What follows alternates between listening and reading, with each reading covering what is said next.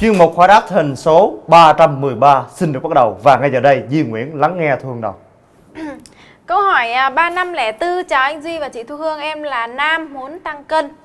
Em đã có C4 trước tập và Supermax Gainer. Em có đo body, chỉ số khoáng chất của em thì hơi thấp. Vậy anh Duy cho em hỏi em nên chọn Actimel hay là Jonca, vì ngân sách của em chỉ chọn được một món. Em cảm ơn anh chị. Chúc anh chị sức khỏe và thành công. Rồi đầu tiên á thì ngày trước chị có nói rồi, cái này là song kiếm hợp bích nha. Cái này là bá nha tử kỳ nha, hai anh đi chung nhau thì nó đẹp hơn. Còn giả sử trong một hoàn cảnh ngặt nghèo nào đó bạn chỉ chọn được một món thôi mà bạn tập không quá nặng, bạn cũng không gặp những vấn đề về khớp, về sụn thì thôi chọn Actimel đi, chọn Zonga làm gì, đúng không? Chính xác, đơn giản vậy thôi. Chị chọn Actimel nha bạn. Mà bạn tập tăng cân thì chắc bạn tập không có nặng đâu. Nói đến khoáng chất mà Hưng nhớ Hưng đo in body cho các bạn nữ hầu như là thiếu. Thôi còn anh bao men, khoáng chất anh tốt lắm. Anh thì nói làm gì? Hầu như là thiếu protein, thiếu nước, thiếu khoáng chất luôn. Mà lâu lâu Hưng đo in body Hưng gặp phải bạn nào đổ hết Hưng mừng lắm. Thấy giống như gặp ngôi sao vậy đó. Tại vì hầu như các bạn là đều thiếu hết. Câu hỏi tiếp theo, câu hỏi 3505. Chào anh Duy và chị Hương, câu hỏi của em một ý thôi nhưng hơi dài, mong BBT thông cảm không xóa của em. Tình hình là rất nguy cấp nên em vào thẳng vấn đề luôn. Em năm nay 17 tuổi, đang học lớp 12. Vì trang phục của trường là quần tây, em lại không đi học thêm nên lâu không dùng quần jean. Em có 4 cái quần jean. Hôm nọ vừa tán được bạn nữ xinh xinh, hôm qua kè đi chơi, cảm thấy khoan khoái diện ngay quần jean. Em nhìn thấy đẹp nhưng mặc vào thì hốt hoảng khi mang không vừa nữa. Hên sao vẫn còn một cái quần loại giãn nên mang tạm. Thế là 3 cái còn lại không cánh mà bay. Chân em lúc chưa tập thì hơi to.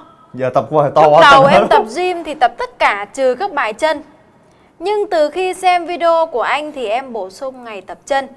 Em tập được một thời gian thì thấy chân khỏe hơn nhưng nó to hơn. Ở đây không có phần áp ảnh nên em không diễn tả được. Số đo vòng đùi 56 đến 60. Vậy bạn này là chật chân rồi.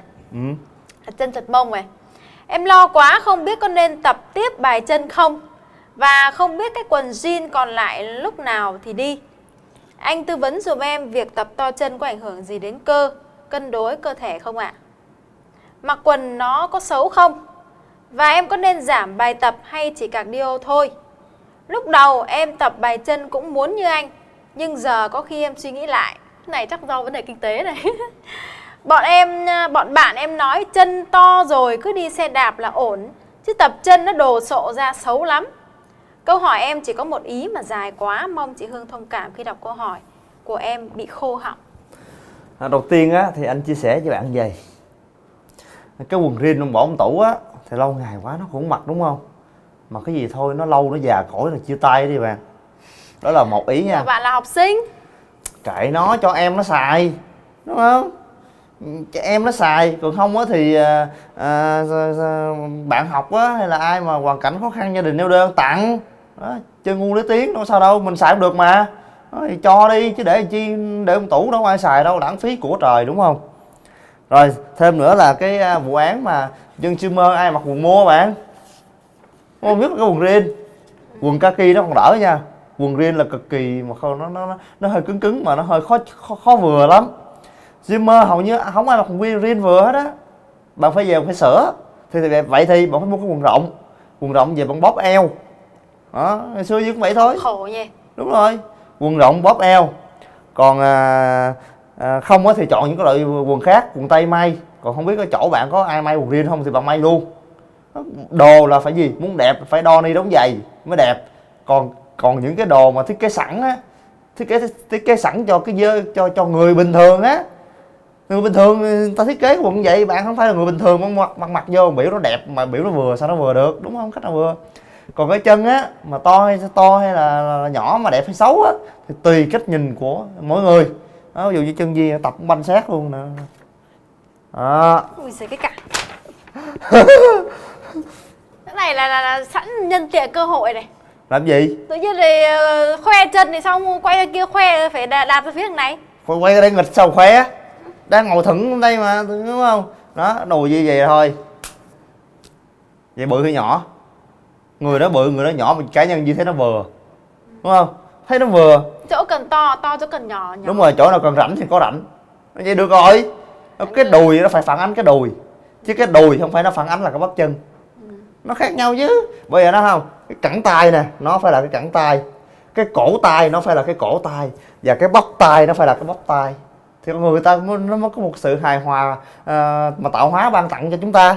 Tạo hóa ban tặng cho chúng ta thì ai cũng như ai hết, nhưng mà trong quá trình tập luyện theo thể hình đó thì giống như là một người thợ điêu khắc chỗ này, đúng không?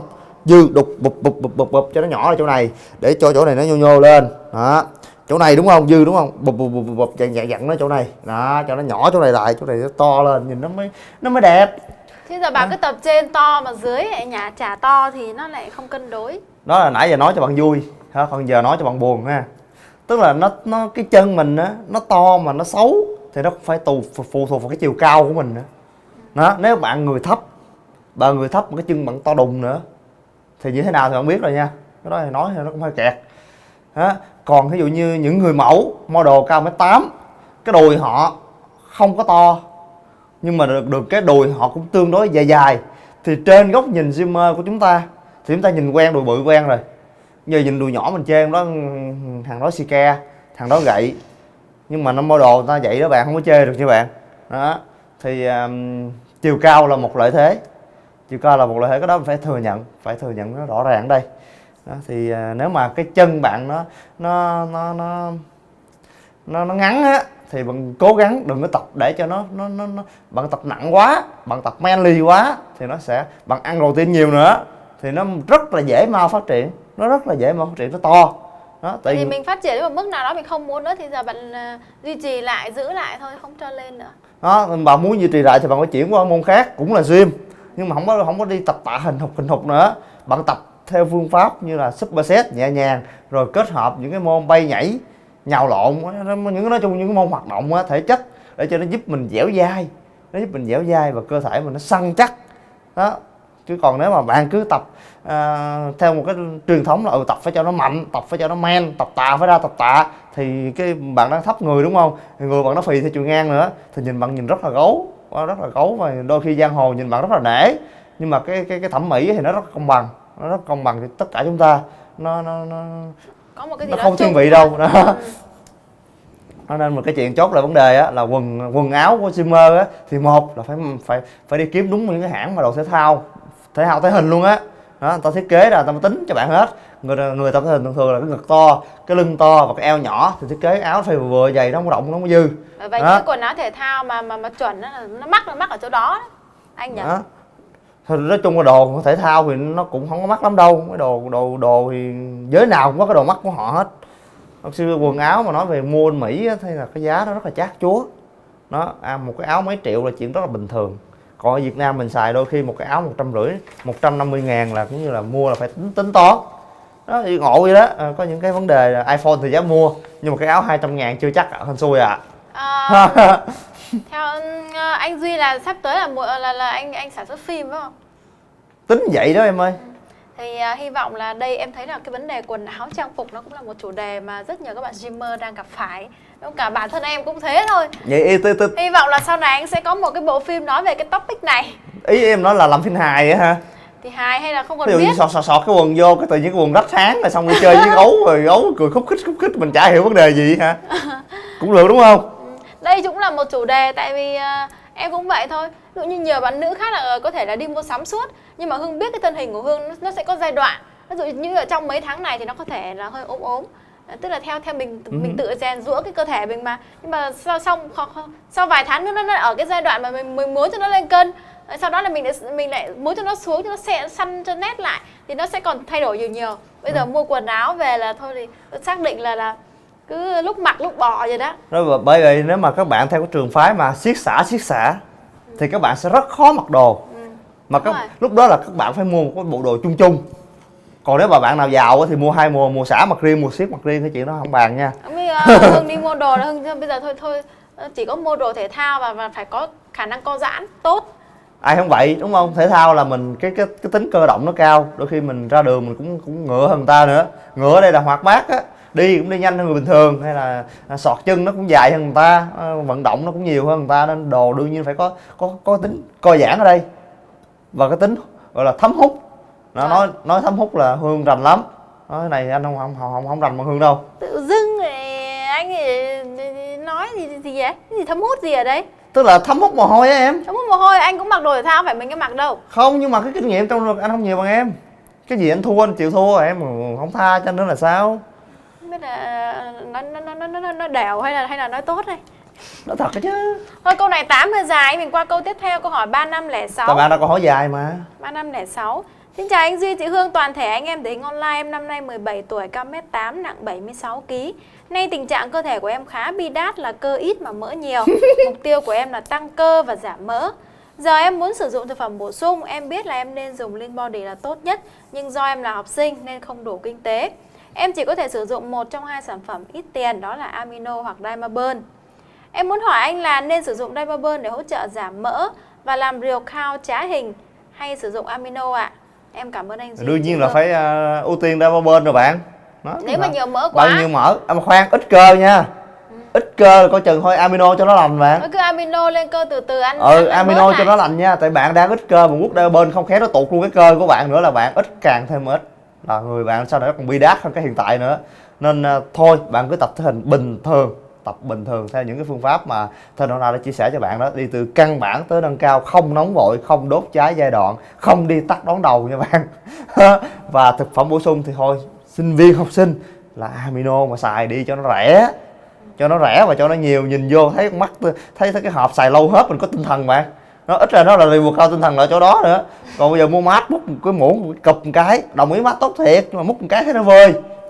Chết mồ rồi, chết mồ rồi.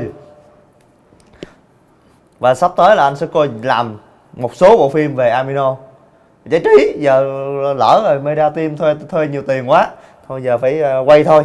Kiếm nguồn đúng không? Kiếm nguồn cho các bạn làm. Đúng rồi, phải quay thôi chứ nói chung là vấn đề là tiếng gọi của thời đại, không thể nào khác được. Câu hỏi tiếp theo, câu hỏi 3507. Chào anh Duy, chị Hương cùng thể hình online. Em xin vào thẳng vấn đề. Em tập gym được khoảng hơn 6 tháng. Em có xài Amino 4 số 2 ở tại phòng gym có cung cấp. Mục đích của em là giảm mỡ, tăng cơ. Nhưng em đặt vấn đề giảm mỡ quan trọng hơn vấn đề tăng cơ một xíu, do vấn đề em hơi béo. Em cao 1m75, nặng 75 kg. Em không có Lean Body Test nên không có chỉ số cho anh. In body test chứ. Em dùng Amino 4 số 2 trong thời gian cũng khoảng 1 tháng nay rồi. Em muốn chuyển sang thực phẩm bổ sung khác. Thì theo anh nên chuyển sang thực phẩm bổ sung nào? Và mong anh hướng dẫn cách dùng thực phẩm bổ sung cho đúng khi chuyển sang hướng khác. Em là sinh viên nên lương 1 tháng cũng tầm 2 triệu trở lại. Mong anh tư vấn. 2 triệu hả? 2 triệu thì Lean cũng được.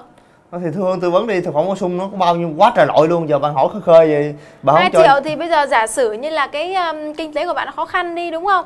Thì 2 triệu này thì bạn một ngày bạn xài một gói Lean. Một gói Lean. Gọi là giống như các bạn trong chuyên bộ hồi đáp có đây số hay số gì đó, bạn nói thôi giờ xài là phải xài bột, mà xài bột phải bỏ trong hộp á cho nó sang chảnh. Chứ đừng có nó bỏ trong bịch. Bạn có ý kiến gì đó. Bạn có thể là gói Lean, ví dụ như là Lean uống buổi sáng và sau tập, còn có thời điểm còn lại mình thay thế bằng thức ăn tự nhiên cũng được. Đó là 2 thời điểm mà cần đến whey nhất. Đó, và rồi bạn cũng có được bổ sung vitamin, khoáng chất, canxi. Đó, rồi cái số tiền còn lại thì có thể là đầu tư sang Dimaburn. Được. Đúng không anh? Chắc nó cũng khoảng hơn 2 triệu tí thôi hả bạn? Lean với Dimaburn hả? Ồ, cái stack này phải đốt mỏ hơi bị men đó nha. Bây giờ Lean là anh tính cho em coi là ngày bạn dùng một gói là gói là 60 nhân 3 triệu 8 tháng rồi em. Triệu 8. Triệu 8 tháng rồi. Triệu 8 vậy là không có đủ Dimaburn thì 200.000 để đút heo. Bao giờ mỗi đút heo đủ mua hộp Dimaburn uống, mà bây giờ cứ tập bình thường cho nó giảm mỡ đi, đến lúc mà bạn giảm mỡ gần nhiều rồi thì bắt đầu bạn mới, tại vì mình uống Dimaburn mình chỉ uống trong vòng 2 tháng 3 tháng thôi mà. Đến lúc đó heo bạn chắc nó cũng đủ rồi đó. Thôi lúc đó mua gì siêu A cho rẻ bạn. Bạn có gì quên rồi, bạn có Lean Body rồi, nó cũng hỗ trợ tăng cơ giảm mỡ rồi, đúng không? Thu Hương thì để dành lâu á, tại vì đây bên tới 950 lần, mà để dành chắc phải gần 5 tháng. 950 mà chia ra 2 tháng. Còn cách này dễ lắm nè, giờ bạn đi thi gym đích thực đi. Đó, nếu bạn đoạt giải nhất là bạn có được 120, 130 gì gói Lean là nó xài bao đã. Câu hỏi tiếp theo, câu hỏi 3508. Chào anh Duy, chị Hương. Anh Duy ơi, cho em hỏi là nếu mua đồ trực tiếp tại thể hình online có được đo Body 770 miễn phí không? Với cho em hỏi số xu được tích lũy mình có thể để dành được không? Hôm trước em có mua một hũ Diamond Pearl thì thấy có tích lũy xu, nhưng tháng sau em xem lại thì không thấy xu tích lũy nữa. Rồi vấn đề Thu Hương trả lời. Bạn mua trực tiếp thì bạn đo miễn phí là 370 nha bạn. Còn 770 ấy, thì đối với đơn hàng trên 500.000 thì được hỗ trợ. Bạn sẽ phải chi thêm 50.000. Còn với số xu tích lũy thì rất tiếc là thấy online là sẽ giải quyết số tích lũy xu trên đơn hàng. Tại vì sao? Tại vì bây giờ Hương nói thật là có rất nhiều đơn hàng mà cái vấn đề mà để lại còn theo dõi cái số xu tích lũy của các bạn theo cái lịch sử á, thì nó rất là khó, và nó cũng rất là gọi là mất thêm một cái nguồn nhân lực rất là lớn để mà theo dõi từng đơn hàng của từng bạn một trong quá trình trong quá khứ á, là bao nhiêu xu. Cho nên là Hương sẽ giải quyết cái số điểm xu đó trên từng đơn hàng, trên đơn hàng của bạn. Cho dù bạn có không nói, ví dụ bạn mua hộp Diamond Pearl đi, mà bạn có không đề cập vấn đề xu thì tự nhân viên của bên Hương sẽ tự tính xu cho bạn, phòng trường hợp là khi bạn nói là bạn mua rồi bạn không được tặng. Có một số bạn là lúc mà họ mua thì họ không biết là cái điểm của họ là số 7 điểm bấy nhiêu, cho nên là nhân viên là không thấy khách hàng nói gì thì tự nhân viên tính và tự nhân viên tặng, chủ động tặng luôn. Tự tặng luôn. Để sau đến khi mà các bạn biết rằng là ví dụ mua hộp Diamond Pearl thì được tính điểm, thì các bạn gọi lại, các bạn nói là em mua hộp Diamond Pearl là được tính điểm, nhưng mà em chưa giải quyết cái số xu đó, bây giờ em giải quyết. Tức là bây giờ em sẽ lấy dùng số xu đó để em đổi quà. Nhưng mà rất tiếc là nhân viên BBT nói rằng là bạn không báo thì nhân viên cũng tự giải quyết số điểm tích lũy đó rồi. Cho nên các bạn nhớ là sẽ giải quyết trên đơn hàng. Dụ đơn hàng của bạn lớn thì số xu nhiều, mà đơn bạn họ nhỏ thì số xu ít. Câu hỏi tiếp theo, câu hỏi 3507. Câu hỏi 3509 chứ. Chắc nha. Chào hai anh chị. Em có khá thắc mắc, mong anh Duy giải đáp. Thứ nhất, nếu ta không thể đo in body test được thì có thể dựa vào những điểm nào để có thể xác định xem cơ có tăng và mỡ có giảm không? Nhìn bằng mắt, sờ bằng tay. Vấn đề thứ hai là em nghe trong phòng tập bảo là nếu ngực còn mỡ thì khi nào mỡ nó tan hết, cơ ngực nó mới nở lên dễ thấy, đúng không? Tương tự như là mỡ bụng phải tan hết thì sáu múi nó mới nổi lên. Cũng cái này nói đi phải nói lại, đồng ý đó, trong cái câu nói đó cũng có điểm đúng nhưng mà cũng có điểm sai. Nếu mà giờ cái mỡ ngực của bạn nó tan với điều kiện cơ ngực của bạn nó có thì bạn mới thấy. Còn nếu mà mỡ ngực của bạn nó tan mà cơ ngực của bạn cũng chưa có thì bạn vẫn thấy nhưng mà thấy xương. Còn cái bụng cũng vậy, ví dụ như cái bụng của bạn mà mỡ bụng tan với điều kiện mà có tập bụng á, múi bụng nó dày lên á thì nó sẽ lộ ra múi. Còn nếu mà ngược lại múi bụng chưa có thì nó sẽ có một lớp phẳng đó, vậy thôi. Câu hỏi 3510. Còn 2 câu nữa nhưng sợ viết tiếp thì phạm quy nên em qua câu mới. Bây giờ các bạn có vẻ có kinh nghiệm đặt câu hỏi rồi đó. Bây giờ nhiều khi một số 10 câu mà trả lời được có 3 bạn Ý thứ ba của bạn là nhà em còn khá nhiều cá nên nguồn protein chính gần đây của em toàn là cá. Nhưng khổ nỗi suốt 3 hôm nay mẹ em toàn làm cá chiên cho em ăn. Mẹ em đã vô tình biến một nguồn protein tốt thành xấu rồi anh ơi. Theo anh thì ăn như em suốt 3 ngày thì có tốt không? Thứ tư là em có thể bỏ rau khỏi menu tăng cơ giảm mỡ được không? Lúc mới tập gym thì em bỏ ăn thịt 2 tuần liền và ăn mỗi cơm và rau vì tưởng thịt gây mập. Bạn này ăn chay này. Ăn chay tập gym này. Nhưng sau khi biết tin thì em đã cấp tốc bồi bổ thịt cho cơ thể ngay. Nhưng dạo gần đây ăn rau thấy khá là ngán nên em có thể bỏ nó ra menu được không? Bạn một thời kỳ ăn trường kỳ rau mà đúng không? Không bỏ đường nào các bạn, ăn phải cân bằng nha. Ăn kiểu đựng gì quá nhiều, một đựng gì quá ít. Rau thì đó, một là cái nguồn cung cấp chất xanh cho cơ thể. Bây giờ dùng chất xanh đi, cơ thể mình nó sẽ không sống được nếu nó không xanh đó. Và hành tinh này sẽ không sống được một khi đã không còn là hành tinh xanh nữa. Cái giá trị chữ xanh trong cuộc sống nó quan trọng lắm, nó rất là quan trọng đó. Đôi khi bạn đừng nghĩ là bó rau muống 2-3 ngàn nó không quan trọng đâu bạn. Mình ăn thì nó ngán thiệt, nhưng mà mình phải làm sao cho để mình chế biến nó cho nó ngon hơn đó. Chế biến cho nó ngon hơn, hâm nóng cho nó gọi là hương vị tình yêu nó mặn nồng như thở ban đầu đó. Đó là cái bí quyết để cho mình sống trong những hoàn cảnh nó khó khăn, nhưng mà mình phải làm sao cho con hoàn cảnh đó nó là màu hồng. Cái đó mới là nghệ thuật, và cái đó là vấn đề này thì chắc các anh mà xem chương trình này chừng ba mấy 40 tuổi chắc rành lắm đó, rành lắm. Anh 30 tuổi mà. Anh 30 tuổi anh cũng rành nè.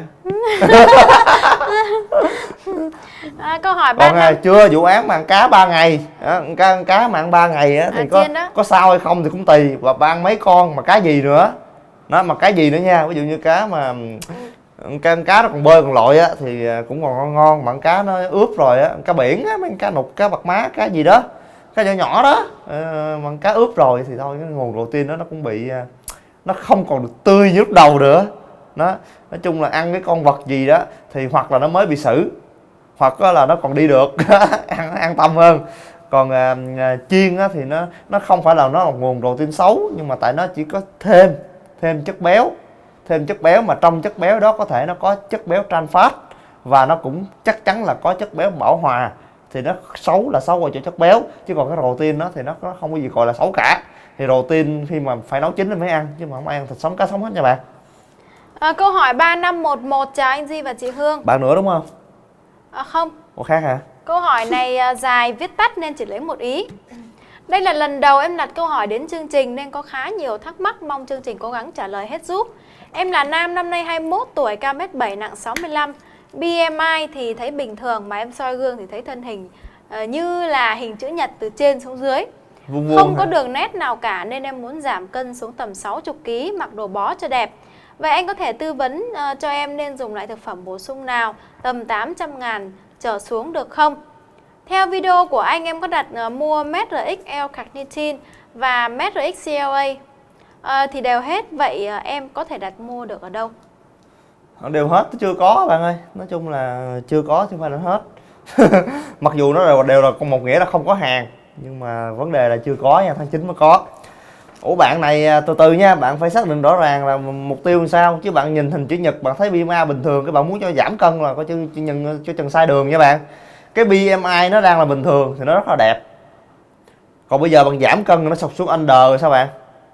Thành ốm á. Đúng rồi, cái BMI nó phải là bình thường nó mới đẹp nha bạn. Lúc đó bạn không còn là hình chữ nhật rồi, mà lúc đó là bạn là đường thẳng rồi đó. Duy là BMI chưa có đẹp nè, Duy là BMI tới 25 phẩy mấy rồi, mà chuẩn người bình thường nó phải từ 20 tới 25. Vậy là giờ anh phải giảm cơ. Anh bị lố chút đỉnh. Thôi giảm mỡ đi, mỡ cũng còn khá mà. Dạo này thức đêm nhiều quá, mỡ lên bạn ơi. Mỡ lên mốt chắc nó không còn số nữa, nó 2 số luôn là bù đời luôn đó nha. Đó, nên bạn trong cái trường hợp của bạn chỉ nghĩ là cơ bạn nó yếu thôi, cơ yếu mỡ nhiều, thì bạn phải làm một lúc hai việc, nó phải tăng cái này và nó giảm cái kia để cho nó giữ lại cái BMI. BMI nó chạy theo ký nha bạn. Chiều cao bạn giờ chắc hết cao rồi, BMI nó chạy theo ký, thì cái ký bạn phải giữ vững lại đó cho nó đẹp, rồi tăng cơ lên, giảm mỡ, tức là bạn thay đổi thành phần cơ thể chứ không phải là bạn thay đổi cân nặng. Nếu bạn thay đổi cân nặng nữa thì chưa chắc mặc đồ bó đẹp đâu nha. Bạn giảm xong người bạn không có đường cong mà mặc đồ bó nó cũng xấu quắc à. Nó là bạn phải xác định rõ ràng tiền, bạn là người hiểu bạn nhất chứ không phải là Duy hiểu bạn. Duy chỉ hiểu bạn qua cái cách bạn đặt câu hỏi mà thôi. Còn cái hai sản phẩm kia thì cuối tháng 9 nha bạn. Còn không thì bạn cứ amino mà chinh chiến là nó bổ sung axit amin. Còn hai thằng kia là nó dạng nó đốt mỡ. Câu hỏi tiếp theo, câu hỏi 3512. Sợ phạm vi tiếp nên làm nốt câu hỏi nữa. 2 câu cuối. 2 anh chị à. Rồi tiếp câu của bạn. Ý thứ 5.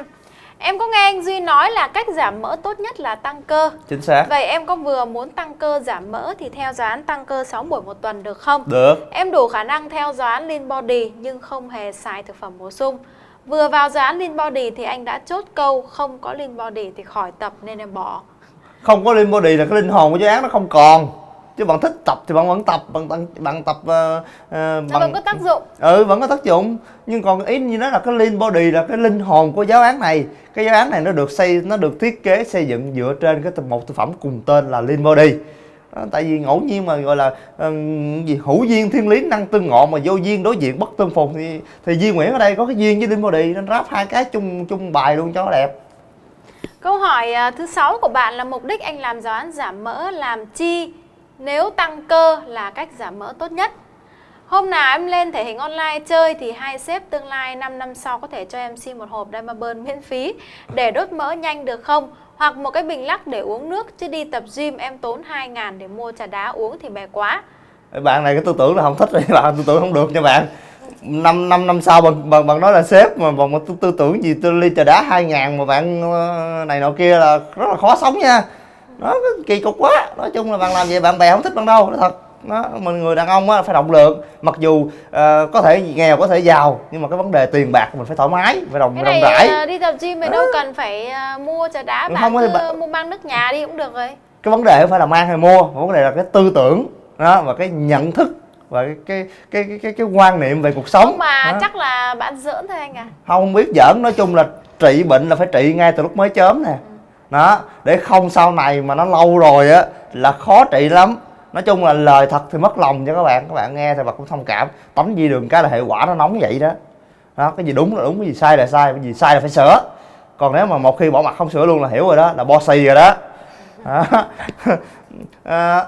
Tặng á thì Di cũng rất là thường xuyên tặng, đúng không các bạn? Thấy Di tặng rất là nhiều, nhưng mà có cái duyên cái đã. Nó có cái dịp, có cái duyên hay có cái gì đó mới tặng, chứ không có đi khơi mà tặng. Khơi mà tặng là có tặng sổ sàng, mà người nhận cái tặng sổ sàng đó là con người đó cũng ruột để ngoài da, đúng không? Ví dụ như giờ tôi gặp khơi gặp gái ngoài đường, tặng iPhone này em, nhận đi, đúng không? Nhận là đánh giá thấp liền, kiểu này là thôi rồi, thứ này là thứ gì rồi chứ, chưa quen chưa biết tặng đồ lấy liền, trời kỳ gì á, đúng không? Nó Di tinh ý đó lắm. Nhưng mà có thể là em nghĩ là bạn này bạn đặt câu hỏi nhiều rồi. Khi mà bạn dùng từ như vậy là đọc biết rồi, đặt câu hỏi rất là nhiều. Và trong những nội dung câu hỏi của bạn là thường hơi mang tính là có một cái gì đó là có vẻ là chọc đúng không? Chọc hài hước và có vẻ là hơi giỡn giỡn. Thì Hương hy vọng rằng bạn là một streamer, thì như anh Duy nói, streamer đích thực là như thế nào là bạn hiểu rồi. Thì có lẽ là đây là một câu hỏi, hy vọng rằng đây là một cái gọi là một cái sự bày tỏ và mang tính là hài hước của bạn thôi. Còn về vấn đề tặng á, thì không phải là không có đồ tặng, hoặc cũng không phải là không muốn tặng, hay là có vấn đề gì mà không cần thiết, mà ở đây là gì, tặng là phải có lý do nha bạn. Đó. Tức là bạn phải có duyên, có nợ, có lý do thì mới tặng, chứ không ai tự nhiên mà thôi nói chung là bạn cũng đừng nghĩ tới lý do. Nói chung là gọi là duyên là nợ thì đừng nghĩ đến, tại vì nghĩ đến nó cũng có đến, nó đôi khi nó gì nó bất ngờ nó mới là ý nghĩa. Chứ còn bây giờ bạn nghĩ đến, ví dụ giờ Di tặng câu hỏi 333 43, bốn bạn cứ suy nghĩ theo quán tính 44 bảo đảm bạn gì không tặng đó, đúng không? Gọi là duyên mà hên xui. Một khi mà các bạn đoán được ý nghĩ của Di rồi thì cái hành động của Di đối với các bạn nó không có ý nghĩa nữa, đúng không? Còn bây giờ quay lại cái giáo án giảm mỡ 6 bữa một tuần để làm chi? Đồng ý với bạn là tăng cơ là con đường giảm mỡ nhanh nhất, nhưng mà làm sao để lãnh hội được cái vấn đề đó, làm sao để hiểu được vấn đề đó. Rồi bây giờ người con gái như Thu Hương, hơn Thu Hương giờ rồ rồi, giờ em gái hay bạn gái hay là dì gái của Thu Hương đi tới phòng tạ tập đang mập ú rồi, bây giờ anh vô anh giảng cho một bài BMA này nọ kia, em ăn phải dưới TDE này nọ kia cái thứ, rồi em á bây giờ con đường mà giảm mỡ nhanh nhất là phải tăng cơ, em làm em tăng cơ cho anh đi. Ủa anh nói gì vậy? Nói hồi không nhớ thì không hiểu. Ngay cả đến những bạn nam mà sau khi mà phân tích in body test xong về không quên luôn, đừng nói là nữ. Vì anh có cái giáo án nào giảm mỡ không? Giờ em quan tâm giảm mỡ thôi vậy, em quan tâm tăng cơ, em gái tập cơ bự nó xấu lắm. Em nghe câu này á thì bạn khoan trách người ta, đúng không? Người ta là người có quyền nghĩ như vậy đó, bạn khoan trách, bạn là người chuyên môn, bạn là chuyên gia nó khác. Còn người thường á, người ta chỉ quan tâm con gái ta phải thon thả, con gái là tập là phải này nọ kia đó, chứ con gái mà tập tăng cơ như ông này hay như ông này á cái gì mà chỉ qua đây là ông này là sao? Người ta tóc dài, người ta da trắng mà sao chỉ ông này? Thời buổi là đồ giả nhiều đúng không em? Đồ giả đồ thiệt thì anh làm việc với em nhiều rồi anh biết chứ. Đó nên cái việc đối với những người bình thường thì giáo án giảm mỡ là một giáo án nó hiệu quả. Còn cái chuyện tăng cơ là cái đường giảm mỡ tốt nhất, ít ra nó dành cho những người lãnh hội từ năm thứ 3, thứ 4, thứ 5 trở lên, sau khi đã biết hết tất cả mọi chuyện trên đời dưới đất rồi, lúc đó level ta cao rồi ta mới lãnh hội tới cái kiểu đó. Có những bạn gái đến thể hiện online cái lên thẳng văn phòng gặp Hương luôn. Chị, giờ mông em nhỏ, em muốn tập cho cái hip của em nó to ra. Hip là cái hông hả? Tức là nghĩa là biết từ hip luôn. Rồi vai em nhỏ, tập cho cái sau đờ to ra lại luôn. Lưng em nhỏ, rồi em muốn cho em tập cái vai và cái lưng em to ra. Trời ơi, Hương nghe đến câu đó là không biết là bạn này có trình độ rồi. Đó là biết là nói chuyện là bạn hiểu liền luôn. Còn những bạn khác nói là cứ phải nói hồi. Còn cái bạn đó bạn lên gặp Hương, bạn nói thẳng vấn đề luôn, là không biết là bạn này hỏi bạn ra, bạn em có tập bao giờ, em chắc là em tập rồi phải không? Nói em có tập, em tập nhà. Nhưng mà bạn còn biết được cái từ hip, và còn biết được là nữ là cũng phải tập lưng nữa. Nên là gặp những bạn đó là khoái lắm, em khoái lắm. Nói chuyện với em á, ví dụ như em gặp hay người này người kia, người biết người không biết chứ cuộc đời đó mới nghĩa, chứ em gặp toàn là người biết tư vấn không, người không biết ai tư vấn em. Tại những bạn biết rồi thì nói chuyện cùng chí hướng, nói chuyện vui, nói cái là hiểu à. Còn những bạn thì theo cái quan điểm dạng như là cứ cardio này kia thì phải nói hồi mới hiểu. Ai cũng phải có cái giai đoạn từ chưa biết qua biết. Cái đó là cái quy tắc của cuộc sống, ai cũng phải vậy thôi. Thì bạn là ngày trước cũng có cái giai đoạn chưa biết. Thì nhưng mà em may mắn hơn là lúc mà bạn ấy chưa biết thì bạn ấy không hỏi em, bạn ấy hỏi người khác. Thì giờ bạn ấy biết rồi thì bạn ấy hỏi em. Cái vấn đề đó là thời gian thôi. Ví dụ gặp những bạn đó là tâm sự luôn chứ khỏi phải giải thích. Tâm sự luôn. Còn những bạn kia là phải giải thích thì các bạn mới hiểu. Đương nhiên rồi. Quan trọng là mình ở đây là mình phải giúp cho các bạn từ không biết gì cho tới biết hết. Cái đó là cái sứ mệnh. Câu hỏi tiếp theo, câu hỏi 3513. Xin chào anh Duy và chị Hương và các anh chị BBT. Em có 2 câu hỏi cần anh chị giải đáp. Thứ nhất là em muốn hỏi là buổi sáng khi mới thức dậy mình cardio ngay. Ở đây là slow cardio chậm với cường độ thấp khoảng 4 đến 5 km/h trong vòng 45 phút. Rồi sau đó về uống whey ngay thì có bị mất cơ không? Không. Vấn đề thứ hai là thường sau khi tập em uống liền một muỗng whey, một chút casein sau khi tập. Sau đó khoảng 15-20 phút thì ăn khoảng 50g cơm gạo lứt và 100g thịt. Theo anh thì post workout như thế là ổn chưa? Có dư quá không? Em cao 1m65 nặng 57kg. Ổn, bình thường bạn này ra muốn giảm cân, bạn này ra muốn giảm mỡ thì như vậy là ổn rồi. Thì chắc bạn cũng tìm hiểu dữ lắm bạn mới hỏi á. Thì trường hợp này là giống như đối tượng hồi nãy mà tới gặp tôi Hương chỉ cho em tập cái hip cho nó to lên.